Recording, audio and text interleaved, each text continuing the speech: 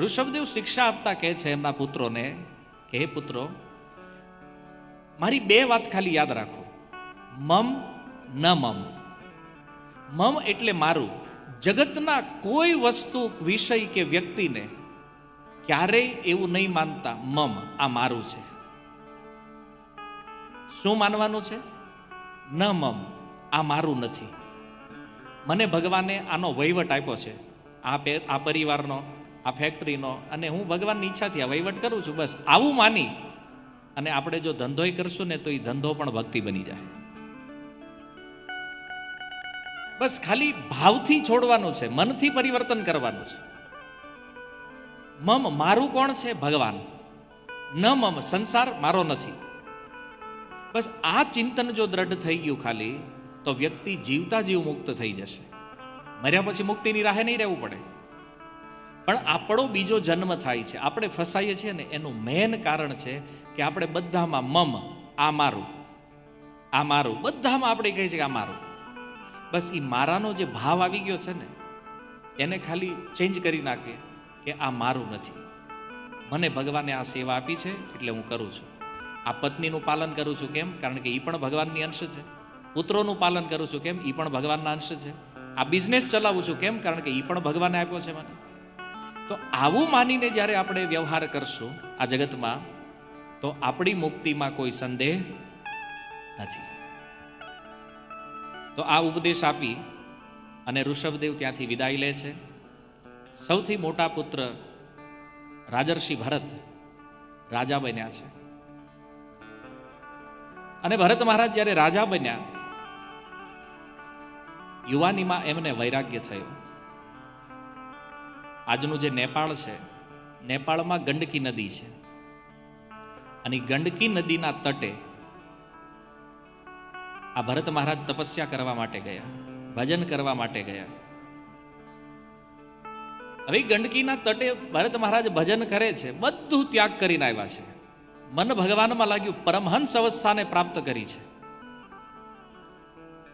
પણ બન્યું એવું, એક દિવસ સંધ્યાવંદન કરતા હતા, એમાં એક હરણી, એક જંગલી પશુ એની પાછળ પડ્યું છે, સિંહ. એ હરણી બચવા માટે ગંડકી નદી પાર કરવા છલાંગ લગાવે, એનો ગર્ભ પાણીમાં પડે, હરણી બીજા કાંઠે પડી ગઈ. આ દ્રશ્ય જ્યારે ભરત મહારાજે જોયું, એને થયું મારે આની રક્ષા કરવી જોઈએ. સંત હૃદય નવનીત સમાના, સંતોનું હૃદય કોમળ છે. કરુણા થઈ, એ હરણના બચ્ચાને પાણીમાંથી બહાર લઈને આવ્યા, અને બહાર લાવ્યા અને કાંઠે મૂક્યું. પછી એને વિચાર આવ્યો કે આને જો હું છોડી દઉં, કદાચ કોઈ જંગલી પશુ આને મારી નાખે તો. તમે વિચાર કરો, આ જગતમાં આપણને એમ લાગતું હોય કે આપણે કોઈની રક્ષા કરશું તો એ આપણી ભૂલ છે. કેમ? જીવન મરણ એ સબ વિધિ કે હાથ.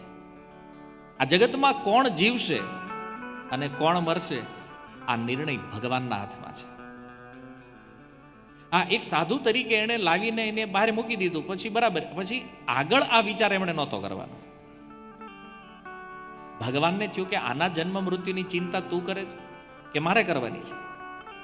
જો આપણે કોઈની ઉપર દયા કરીએ ને, પણ એની ખબર હોવી જોઈએ કેટલી કરવાની. દયા એટલી કરાય જેને આપણે ન હલવાવી એટલા. ભરત મહારાજનું કામ એ હતું કે બચ્ચાને લાવીને કાંઠે મૂકી દેવાનું હતું. એણે જે વિચાર કર્યો કે જો હું આને નહીં હાચવું તો આ મરી જાય, તો જંગલમાં બીજા હજારો હરણ હતા, આની રક્ષા કોણ કરે છે? એવું જ નહોતું કે એ જંગલમાં એક જ હરણ હતું. એમાં જગતમાં બધાની રક્ષા ભગવાન કરે છે. પણ હવે હરણમાં હલવાણા. અમારા ગુરુદેવ કહે છે આ કથા ઉપર કે કદાચ એકાદ બે ચેલા બનાવ્યા હોત ને તોય ભરત મહારાજ બચી જાત. કેમ? કદાચ કે ગુરુજી આ રોંગ ટ્રેક ઉપર જઈ રહ્યા છે આપણે, આપણે માળા કરવાની, હરણને જ પકડવાના. પણ કોઈ નહીં, એકાંતમાં ભજન. જુઓ, કળિયુગમાં એકાંતમાં ભજન બહુ મોટો ખતરો છે. ક્યારે માયા પાડી દે ને ખબર ન પડે. એટલે ભક્તોના સંગમાં ભજન કરવું જોઈએ. કદાચ આપણે આડાવડા થાવીએ ને થોડાક, તો બીજા કહે આમ હાલવાનું સરખું આપણે. અને આવો ઉપકાર તમારા બાજુવાળા ઉપર કરીએ, કહો અહીંયા હુઈ ગયા હોય તો આમ કોણી મરાય, ભાઈ જાગો. આ કથા અમૃત આમ નામ ઢોળાઈ જાય તમારું. એટલે ભક્તોના સંગમાં હોય કોઈક જગાડે, આપણી ઉપર કૃપા થાય, આને કથા મિસ થઈ જાય તો મારે કોણી ભાઈ જાગો. પણ ભરત મહારાજ બિચારા એકલા, કોઈ કહેવા વાળું હતું નહીં. અને પછી તો એ હરણની સેવા એવી ચાલુ થઈ, તે મંગળારતી બંધ, ધીમે ધીમે ભગવાનની માળા બંધ, ભગવાનની સેવા બંધ, અને બસ રાત દિવસ હરણનો વિચાર કરે. ક્યાં ગયો હશે, શું ખાધું હશે, કોઈ જંગલી પશુ એને ઉઠાવી નહીં ગયું હોય. અને હરણનું ચિંતન કરતા કરતા મૃત્યુનો સમય આવી ગયો. દુર્ઘટના જુઓ, મૃત્યુના સમયે હરણ હાજર નહીં. હરણનું ચિંતન કરતા કરતા ભરત મહારાજે દેહનો ત્યાગ કર્યો અને બીજા જન્મમાં સીધા હરણ. વિચાર કરો, પૃથ્વીનો ચક્રવર્તી સમ્રાટ રાજા એક હરણનું ચિંતન કરવાના કારણે શરીર છૂટ્યું, બીજા જન્મમાં સીધો હરણ. એક હરણે જો રાજર્ષિ ભરતની આ દશા કરી હોય, આપણે કેટલા હરણ બાંધ્યા છે વિચારો છે. આપણે લાખો હરણ બાંધીને રાખ્યા છે, આપણું શું થાય? પણ જો ગીતામાં ભગવાન કહે છે, નમે ભક્ત્યા પ્રણશ્યતિ, અર્જુન મારી ભક્તિ કે મારા ભક્તનો ક્યારેય નાશ થતો નથી. હરણના શરીરમાં પણ એને યાદ હતું કે અરે હું પૂર્વ જીવનમાં રાજર્ષિ ભરત, અને ક્યાં આ હરણનું શરીર. હરણના શરીરમાં પણ કોઈ હરણાઓ સાથે રમવા નહીં જવાનું, કાંઈ નહીં, બસ બેઠા બેઠા હરણના શરીરમાં પણ ભગવાનનું ચિંતન કરે છે. અને જ્યારે મૃત્યુનો સમય આવ્યો, ગંડકીના જળમાં મોઢું ડુબાડી અને હરણના શરીરનો ત્યાગ કર્યો એણે. પણ જો ભક્તિના ફળ સ્વરૂપ ત્રીજા જન્મમાં ફરીથી મનુષ્યનો જન્મ થયો, બ્રાહ્મણના પરિવારમાં. અને આ વખતે ત્યારે પણ નામ ભરત થયું. અને આ વખતે એણે નક્કી કર્યું કે હવે ક્યાંય હલવાવાનું થતું નથી. આ એક હરણમાં લાગ્યો અને એમાં 2 જન્મ નીકળી ગયા, પણ હવે ક્યાંય ફસાવું નથી. અને માતા પિતાને તો ચિંતા હોય કે દીકરો કાંઈક રળે એવો થાય. ગુરુકુળ મૂક્યા ભણવા માટે, ઓમ બોલતા ન આવડ્યું ખાલી. એના પિતાને જો કે આ ઓમ શીખી જાય તોય કોઈ કેળાને ચોખા આપે તો આનું હાલે.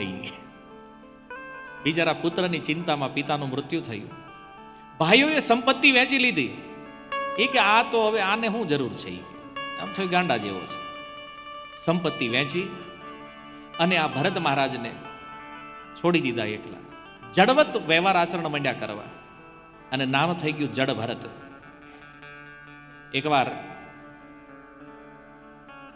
ડાકુ પકડી ગયા ને એને બલિ આપવાની હશે કોઈને માતાજીને, તે એને કોઈ મળ્યું નહીં. રસ્તામાં ભરત મહારાજ મળી ગયા કે આ હટ્ટો કટ્ટો માણા છે, કે આને ઉપાડો. પકડીને લાવ્યા. પેલા ડાકુએ કીધું હાલો, તો એની હારે હાલતા. ત્યાં જઈને ડાકુએ કીધું અહીં બેસી જાઓ, તો ત્યાં બેસી ગયા. હવે અહીંયા ડોકું આમ રાખો, જાણે છે આ લોકો મારી બલિ આપવા લાવ્યા છે, કોઈ વિરોધ નહીં. આ છે શરણાગતિ. પોતાની રક્ષા માટેનો થોડો પણ પ્રયાસ નહીં, પૂર્ણ ભગવાન ઉપર આશ્રિત.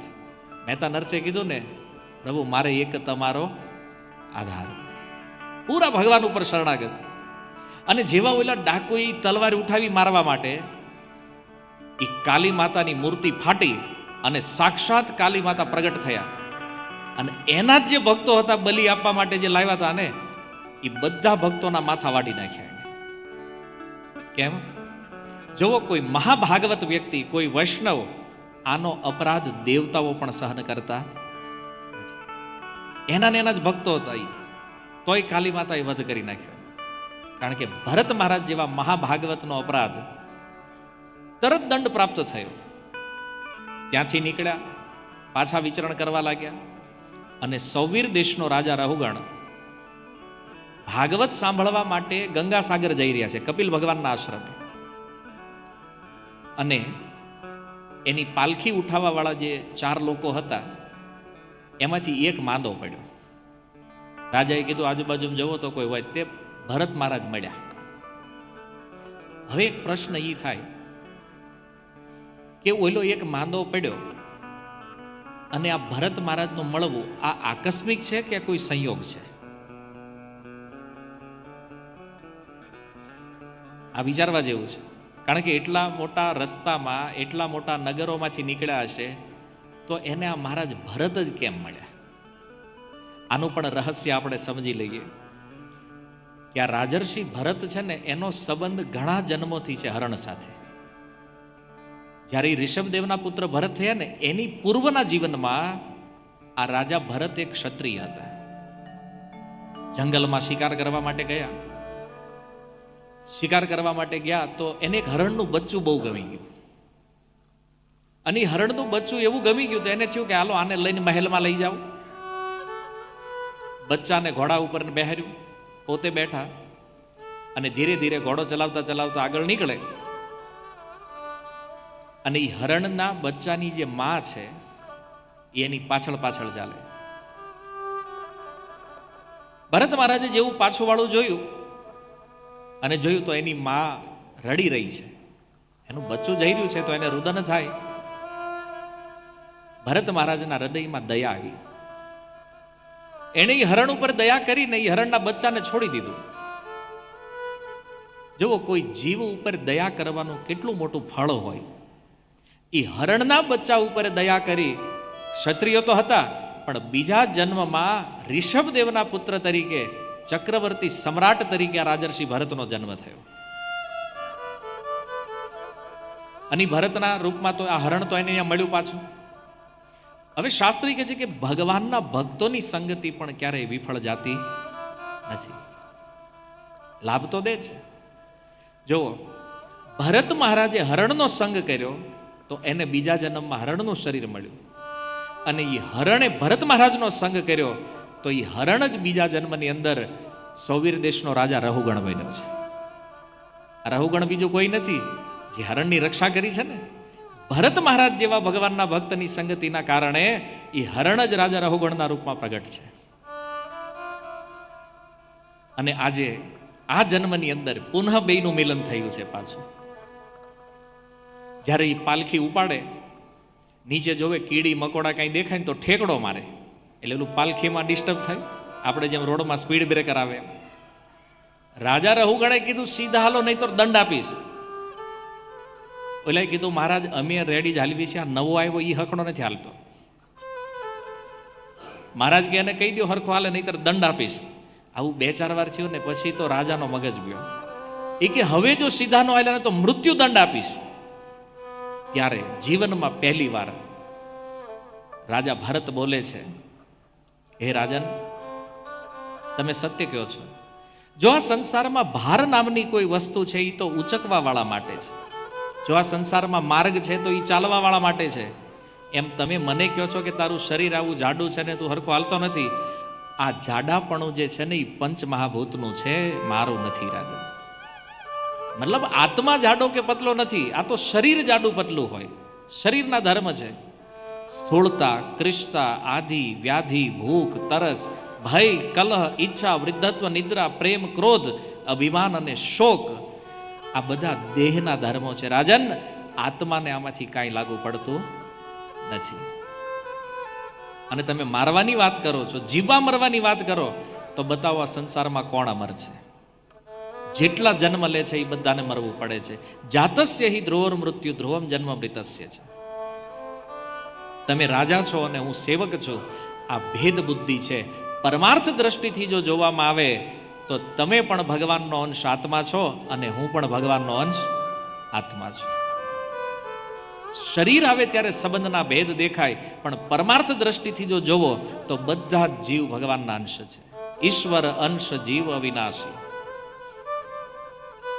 અને છતાં જો તમને એવો અહંકાર હોય, અભિમાન હોય કે હું રાજા છું, તો બતાવો રાજન, હું શું આજ્ઞા પાલન કરું તમારી?